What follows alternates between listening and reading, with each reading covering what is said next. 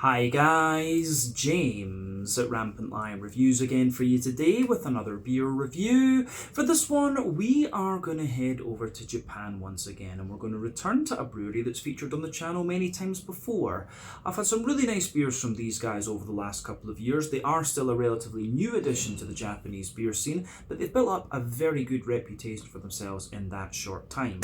If people were to ask me about this brewery, I would say that they're best known for their different kinds of New England hazy, whatever you want to call them, IPAs, but we have had a few different kinds of IPAs from them and a few other styles as well, and in recent times they've been brewing a lot of kind of sweet, fruity, juicy, smoothie, whatever we're going to call them, sour beers as well, so we will need to check those out in a future video, so keep your eyes peeled for those.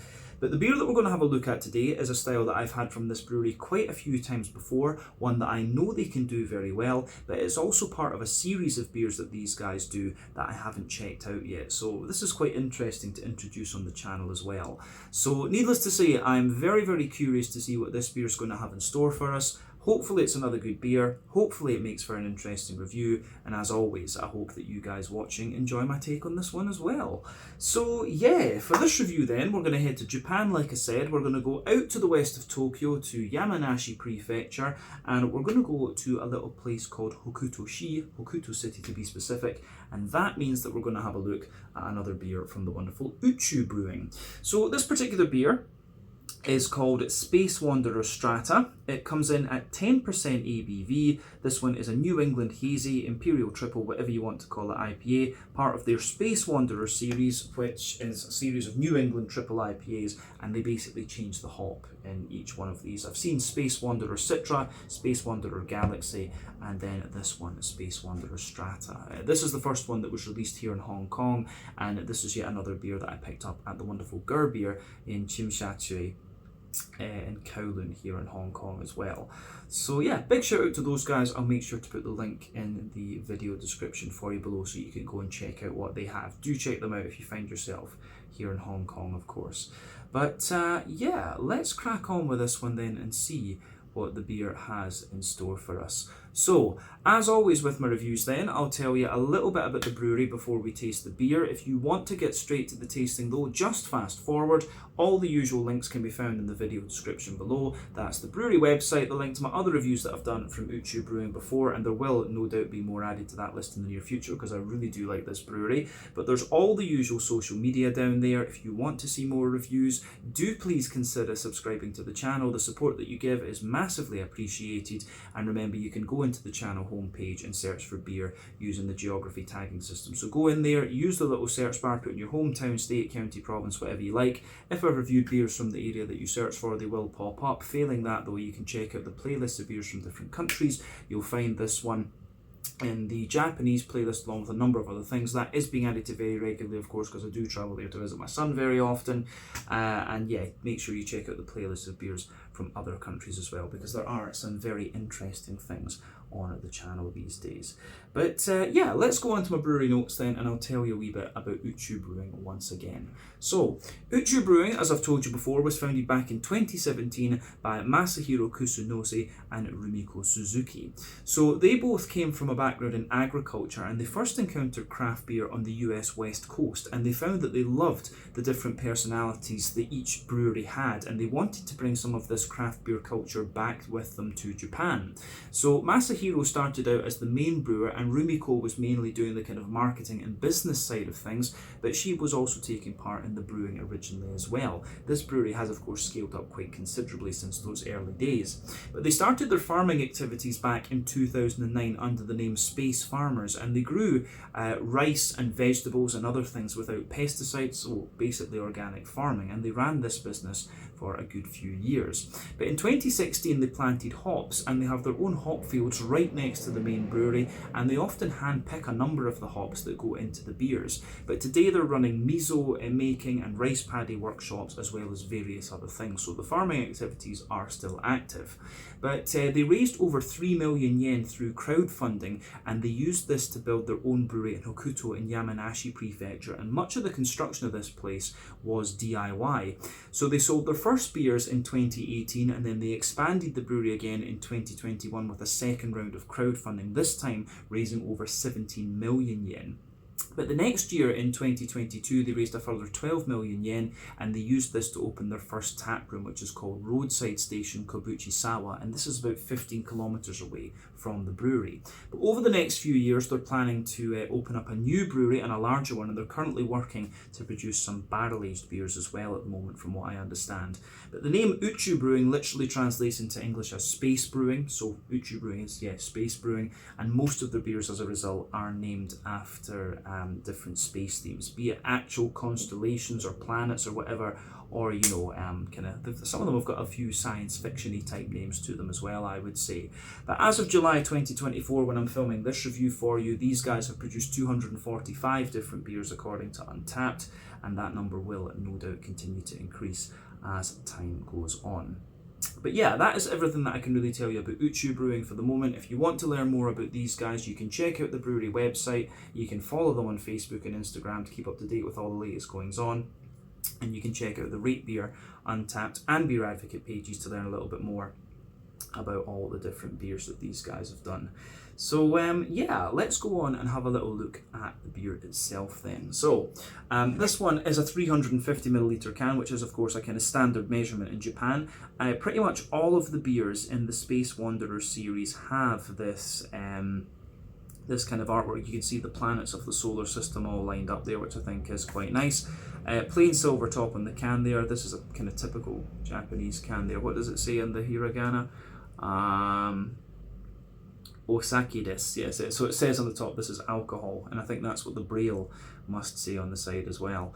But yeah, tells you a little bit about the beer on the side here. They've always got a little blurb, of course, which we'll come to in a little minute. But there you can see on the bottom of the can, there is the Uchu Brewing symbol there, the sort of hop flower type thing. But yeah, really nice artwork on this one. Let me just bring up my Google Translate and I'll tell you the little blurb bit on here, because I like including that in these Uchu Brewing videos because they're always quite poetic and things. So yeah, it says this one, the concept that's written here, they always have concept and brewer's notes.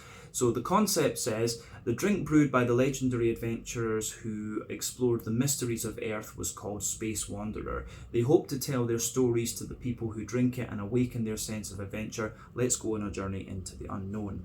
So the brewer's note says, to express Space Wanderer, we used a large amount of Strata hops grown in Oregon, USA, which have characteristics of strawberry, citrus and tropical fruits. Incognito, a super rich hop extract, is also added to fully unleash the hop umami. Orange, strawberry, passion and pineapple. So yeah, it's quite interesting.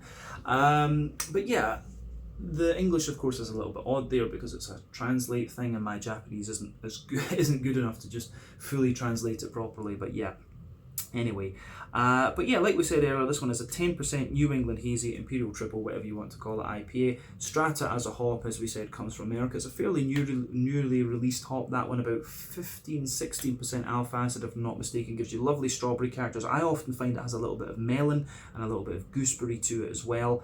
So yeah, I think they said there was a little bit of Citra Incognito used in this one as well. So yeah, Strata, everything else, but yeah, a little bit of Citra Incognito in there too.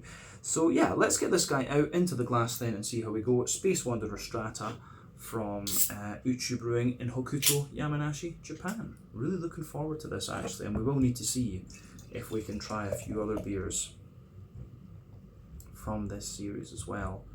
So there we go. That's the full can out in this one.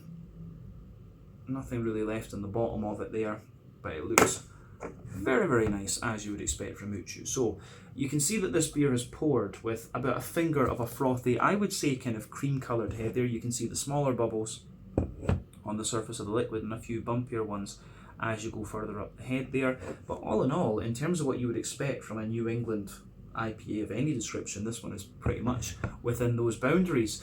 But yeah, colour wise, I would say that this one is like a very rich mixed tropical fruit juice.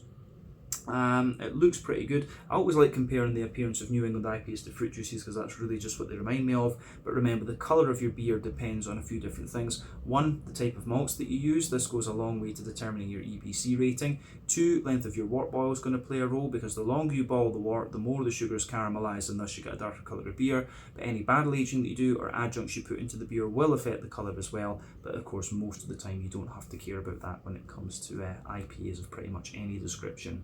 But yeah, you can see the head is fading away on this one to give you a more kind of bumpy, soapy effect now. But yeah, the level of haze in this beer, I have to admit, this is not one of the soupier and gloopier Uchu beers that I've come across, nor is it one of the soupier and gloopier triple IPAs in the New England category that I've come across. But yeah, still a fair level of haze to this one. Remember, the level of haze in these beers depends on the oak content, wheat content, and to a degree what yeast you use, so that can vary from brewery to brewery and beer to beer when it comes to this. But yeah, one or two bubbles of carbonation sticking toward the side of the glass, a few little ones going up toward the bottom of the head there, but all in all it looks pretty nice, I have to say. Nothing overly surprising about this one, in all honesty, when we think what style it is. So yeah, I think we've said everything we really need to about the appearance of this beer. Lovely sort of mango mixed tropical fruit juice colour. So let's go on and have a little look at the aroma of the beer then. Let's do this. So yeah, aroma is pretty much what you'd expect as well, to be honest with you. Lovely, a lovely big kind of juiciness to it. Nice kind of big sort of malty backbone in there, because obviously it is a little bit of a heavier beer. You've got the nice bright green component. Yeah, it's kind of giving you everything you'd expect of this one. And as I say, I've had many Uchu Brewing beers before, and I know that these are good quality. So yeah, let's just break down the aroma then and describe it for you a wee bit more in depth. So as I've said on the channel many a time before, when it comes to New England IPAs, for me there are 6 elements to think about in these. So you have the kind of farmhousey yeasty side of things, and also the kind of rye lean and grainy side of things. Those are a bit more common in American brewed New England IPAs, in all honesty. But then you've got the wheaty bitiness, the barley malt bread, the oaty creaminess, and also the sweeter side of things too. Now when it comes to this particular beer, I would say that this one's got a lot of oatiness to it, quite a bit of barley malt, good little bit of wheatiness as well, and there's a little touch of sweetness in there. I'm not getting so much of the yeast or so much of a rye bready character, but we've seen this with Uchu Brewing before. So yeah, aroma wise, this one is pretty damn nice, as I've said. So for me, it's got a mix of kind of everything in it, which is good. So the backbone of the beer, you've got that fresh white bready bread crust in there. On top of that, you know, there's little bits of woodiness, there's little bits of cracker, maybe a tiny little bit of wholemeal brown bread, and the more you smell of the beer, the more you get a little bit of that greeniness out of it. But yeah, the bready character in this one is most definitely leaning toward that white bready side of things. So yeah, nice kind of barley malt white bready character in this one, which I think is great. And then on top of that, you have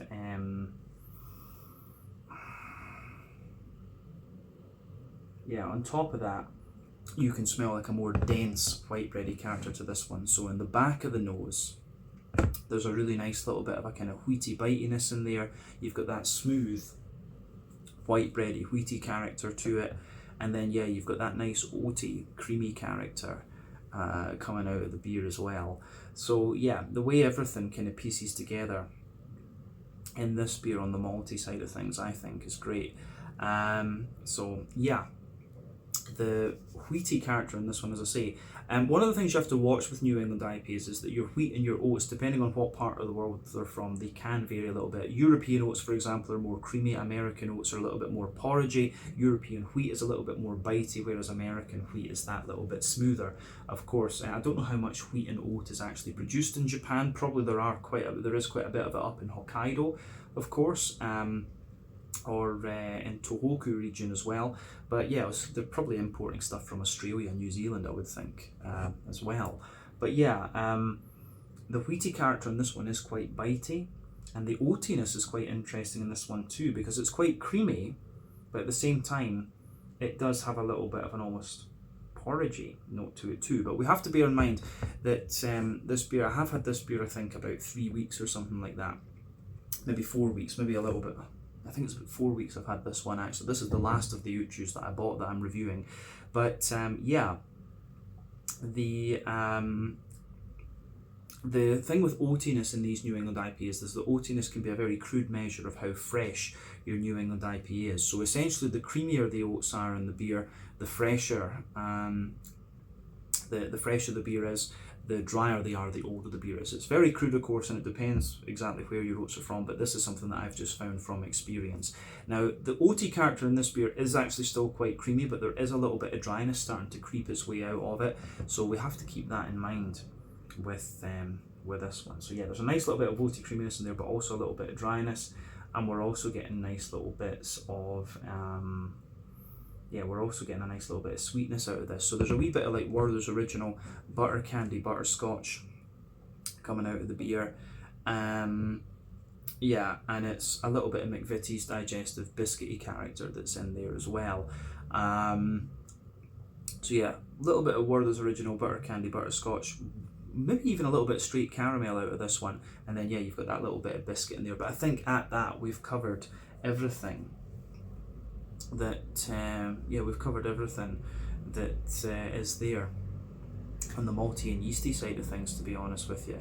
Let's go on to the hoppy side of things then. So as I've told you in many IPA reviews before, there are 3 types of hoppings to think about when it comes to your IPAs. You've got early addition hopping, which takes place within the first hour of the wort boil. That gives you mainly bitterness and a deeper, danker aroma. You've got late addition hopping, which takes place in the latter half hour of your wort boil, assuming you've got a 90-minute wort boil. Of course, most IPAs are there or thereabouts, but that gives you a little bit of bitterness, mainly flavour and aroma, and it gives you a brighter green component. Then you've got dry hopping, which takes place after the wort boil is complete. That gives you a bright green component, and that contributes pretty much all flavour and aroma to your beer.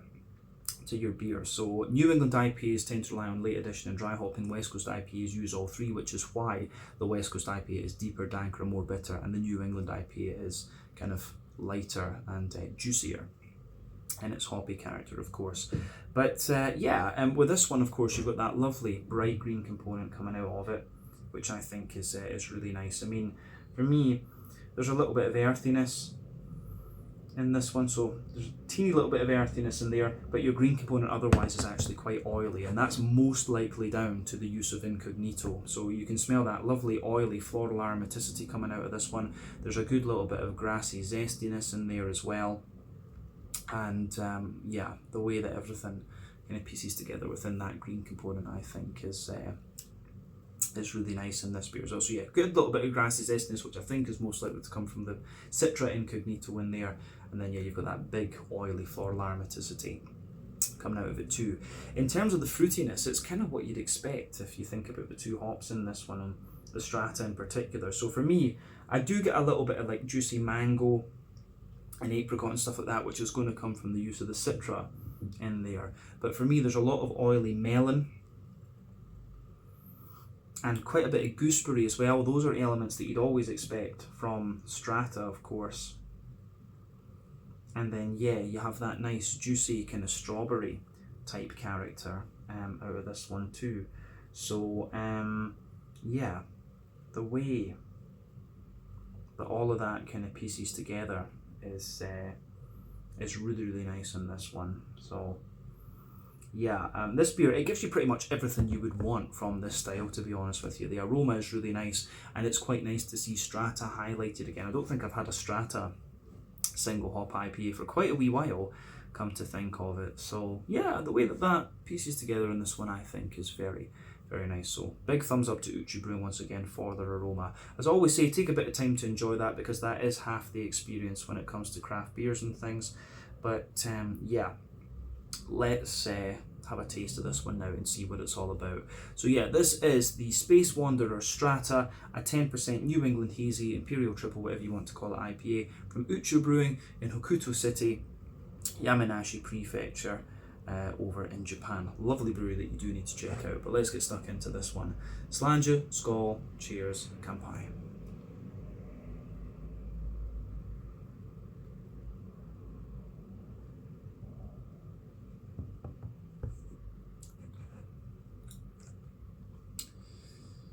Yeah, it's pretty damn good once again. First impression of this one, what do we say? It feels a little bit more barley malt leaning and less creamy than some of the other Uchu beers that I've had. I'm just going to check the Candon date on this one. Yeah, batch number 897, yeah. Doesn't actually say a canned on date though, that's the strange thing. But yeah, this one does come across as a wee bit more kind of bready and things, and more barley malt leaning than some of the other Uchus that I've had actually.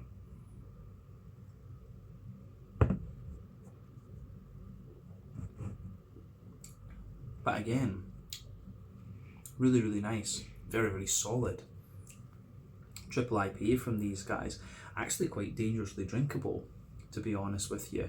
And I think it shows you a little bit more the further into the aftertaste that you go. So yeah, I like this one. Thumbs up to these guys once again. First impression of this one is it's a bit more wheaty leaning than the aroma would have you believe. So yeah, a little bit more wheaty leaning, lovely little bit of barley malt in there, the bright green component, and then you've got the lovely juicy fruits that gives you everything you'd want from the style. But as I say, it's not the creamiest and oatiest of New Englands that I've had from Uchu Brewing from memory, but still very, very good. And it's cool to see that these guys will vary up a little bit. So let's have a little look at the flavour of this one. We'll just break it down properly and describe it more in depth as we always do. Middle third of the palate then. So the backbone of the beer, you've got that lovely, smooth, white bready bread crust in there.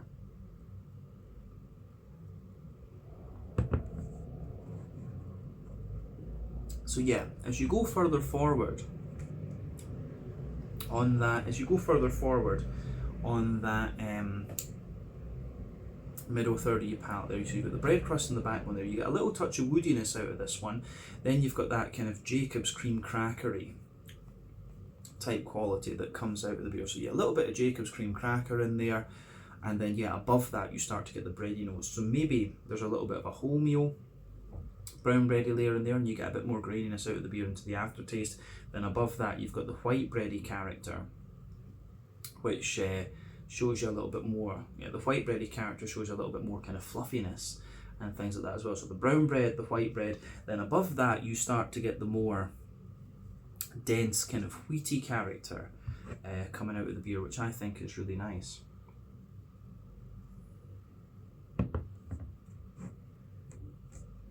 So yeah, a little bit of a more dense, wheaty character coming out of this one. The wheat actually has a little touch of bitiness to it, but it's interesting because further back on that middle third of your palate, it's a little bit more bitey. As you move further forward, it kind of smoothens out, and that's one of the things I've often said about. The palate is that sweeter flavours come out further forward, more dry and bitter flavours come out a little bit further back. So you can feel that with the wheaty side of this beer for sure, but then above the wheaty layer in this one you start to get the kind of oaty notes out of the beer. So if you go down that middle line of your tongue, you've got the nice oaty creaminess to this one, which I think is really nice. So you can feel that nice dense oaty creamy character down there, and as you move a little bit further out from that centre line of your palate, you start to get a little bit more of a kind of you start to get a little bit more of an oaty dryness to this one, of course, and as I said, that effect becomes a little bit more pronounced the older a New England IPA will get, but this one is still pretty creamy, I would say. But like I say, this is not the most oaty and creamy of New England triples that I've come across from Uchu Brewing when I think about it.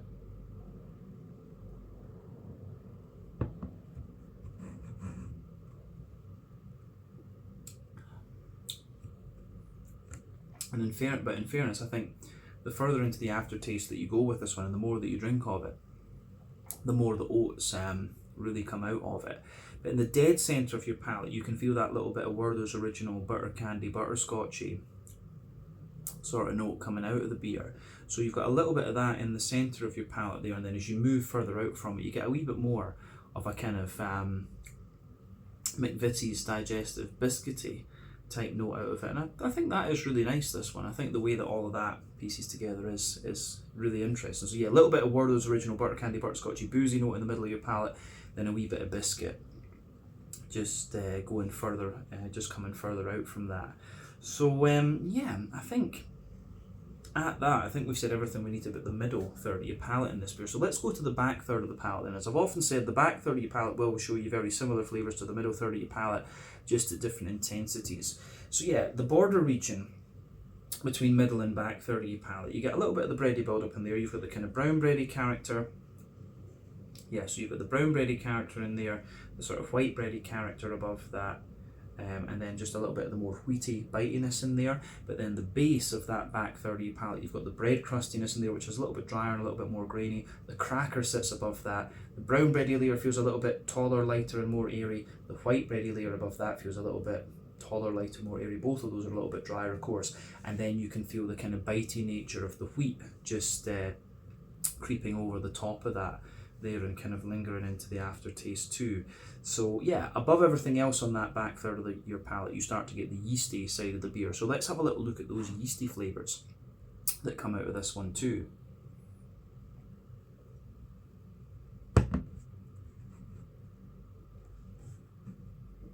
So yeah, the yeasty side of this beer for me, in the on that yeasty side of things, you can feel there's a little bit of a kind of sweeter wholemeal brown bread in the middle of it. So yeah, a bit more of a dense brown bready character in the middle. Then around that you get a slightly more dense wheaty white bready character. Then you've got a little bit of a McVitie's digestive biscuity sort of thing, and a bit more of a bread crusty character as well.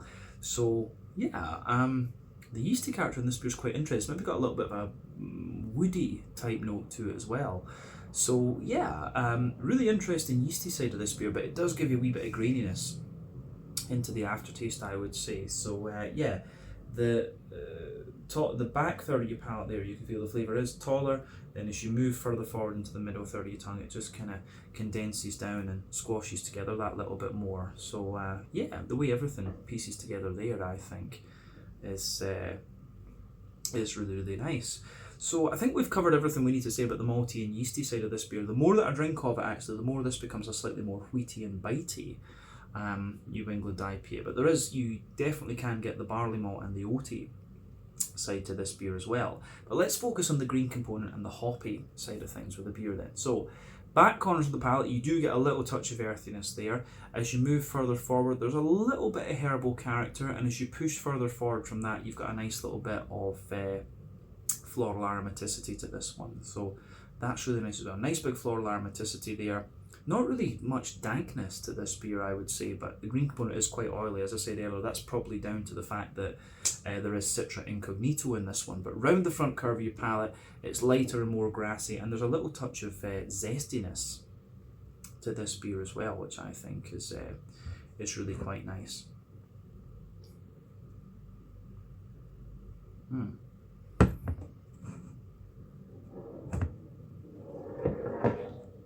So yeah, the fruity side of this beer is really nice as well. But let's have a little focus on that kind of front third of your palate and the border region between front third and middle third of your palate in this one. You get a nice little bit of bready build up in there. And there's a wee bit of, the brown bready character in the base, the white bread above that, and then the bit of the wheaty note in there. But the base of that front third of your palate, you've got the bread crust, the cracker, the brown bread, the white bread, and the more dense wheaty character there. Then above that, you're getting that nice oily bubble where the juicy fruity esters will roll their way out of the beer. So let's have a little look at the fruity side of the beer with this one then.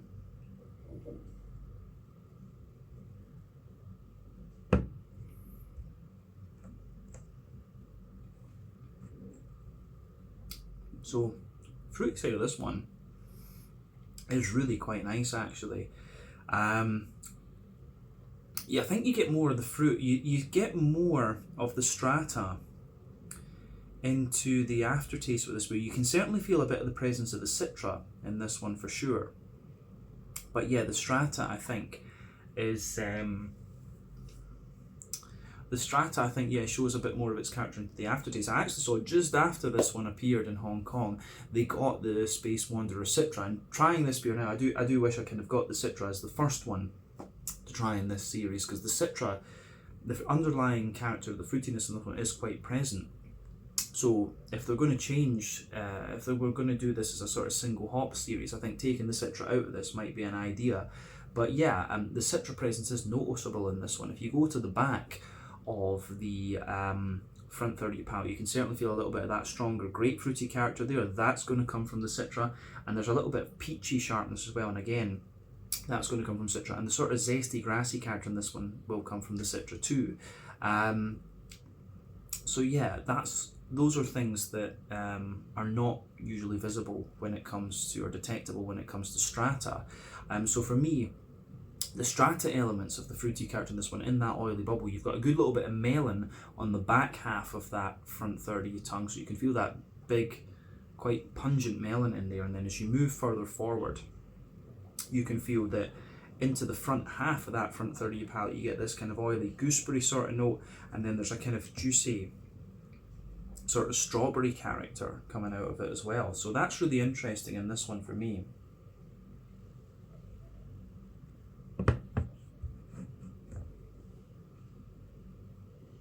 So yeah, the juicy strawberry notes in this one, they really linger into the aftertaste a wee bit, but like I say, you do get a little bit of there is a bit of a tropical note in there as well. Maybe there's a wee bit in the mango and the apricot from the Citra coming out in this one too. But yeah, I think that is one of the things they need to think about with this beer, is if they are intending this as like a New England triple IPA single hop type thing, they maybe need to take the Citra out of this and just do all in terms of the Strata hop or whatever. But yeah, if you're just considering this, if you're not considering that aspect of the beer and just considering it as a New England triple IPA, it's really, really good, and that's what you would expect from Uchu Brewing, of course. So definitely a more kind of wheaty, bitey leaning New England triple IPA. Good little, the green component on this one I feel is a little bit bigger as well, so maybe slightly more bitter. And then yeah, you've got these big, juicy, oily, fruity characters coming out of it as well. So all in all, I think the way that everything kind of pieces together in this one is really, really nice, and it gets a big thumbs up from me. So let's round off the review then with a wee quick look at the mouthfeel. For me,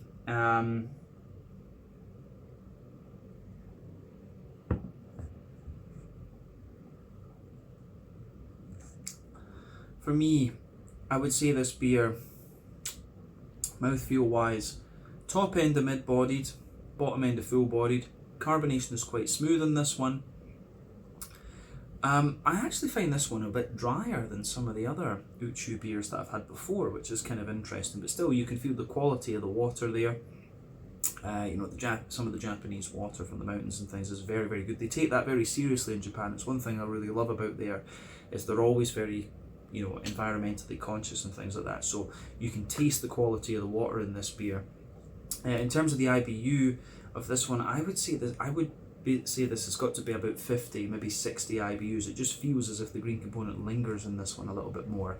But the malty side of things, there's a bit of dryness underneath, a bit of smoothness in the middle, and a bit of kind of creaminess and slight, like a dry sweetness on top. The fruity side of the beer, as we said, there's a bit of that more intense citrusy character to it, some juicy tropical fruit, and then yeah, you've got that oily strawberry, gooseberry, melon type thing from the Strata in this. So yeah, all in all, a really, really interesting beer, this one, and a very nice introduction to the Space Wanderer series of Uchu Brewing. But I think it probably would have been better to start with the Citra version of this and then looked at the others from there. So yeah, I didn't realise that it had the Citra Incognito in it until I actually looked at the Untappd thing with it. But still, another very, very nice New England triple IPA from Uchu Brewing, and that's what we've come to expect from these guys over the years. So I think we can leave it at that with this one. This was the Space Wanderer Strata, 10% New England Hazy, Imperial Triple, whatever you want to call it, IPA from Uchu Brewing, Hokuto, Yamanashi Ken, over in Japan. So once again, thank you for watching my beer reviews. Until the next time, please like, subscribe, share, all the usual YouTube stuff. Let me know your own thoughts on this beer in the comments section below. Let me know what your favourite beers are from Uchu Brewing as well, and we will definitely return to these guys again at some point in the very near future. But until the next time, Slanja, Skål, cheers, check out my social media, check out their social media, and I'll see you guys in another review very, very shortly. Slanja, Skål, cheers, and Kampai.